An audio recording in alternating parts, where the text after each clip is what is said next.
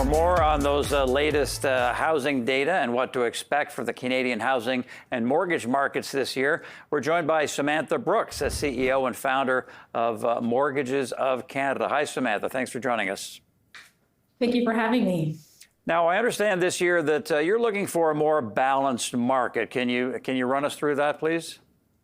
Yeah, I mean, we saw some declines, like you said, late in the year, but I do expect that by the spring market, we should see some pickup. It's one of those things where if the Bank of Canada doesn't continue dropping their rates, you're not going to see buyers come back to the market. But I am expecting to see some rate cuts coming throughout 2025. So hopefully we can get some buyers back in the market and re-stimulate the housing market. Right. So you're expecting the Bank of Canada to cut its key rate by the end of the year to as low as 2.25% or 2.5%. What's been the impact so far in the housing market based on the previous cuts that have been done? And what kind of impact would further cuts make? Well, when they make their cuts, we're seeing some movement, not much. It's all about affordability for Canadians. And right now, there's just not a lot of affordability. Interest rates are still too high. We're very rate sensitive when it comes to pricing in the real estate market. So people are still on the sidelines. There are some people that are out purchasing, which makes sense because you can get a good deal if you are looking right now for a property. But overall, I would honestly say that, we haven't really seen the uptick, and I don't think we're going to see an extreme movement in 2025 when it comes to house activity. There'll still be house activity, but not as busy as it was previously during the pandemic. Right. And we've talked to a previous guest about the housing market who said it's kind of bifurcated in that detached properties are looking pretty good, fairly healthy demand. But then with condos, there's such a glut. Can you sort of take us through that in terms of those two different types of housing sectors in the market?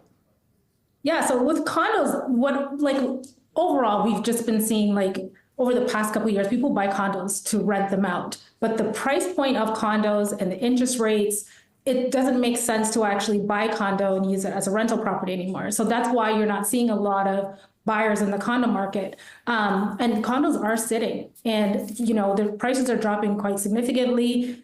Right now, I wouldn't necessarily say it's a great time to buy a condo, but I would say probably in the next year and a half would be a good time to start getting back into the market. But the condo market is getting beat down, to say the least. I think there's more correction coming for the condo market.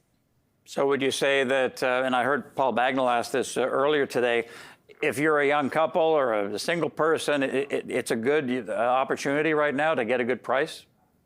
I would definitely say for sure, if you are a single person, it's your first property, you can do the condo.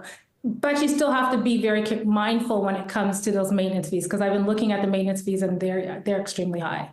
So just be mindful of that. Right. And Samantha, can you sort of paint a picture for us across the country where the strength is, where there's some pockets of weakness?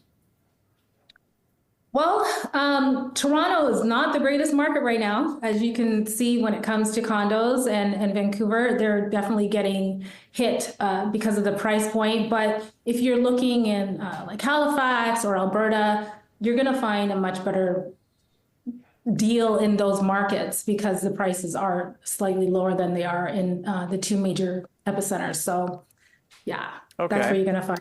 Now, I understand you're forecasting rental prices to come down this year by about 4 to 7%, especially in the bigger markets. As we know, they've been quite high for a number of years. So why are those prices coming down?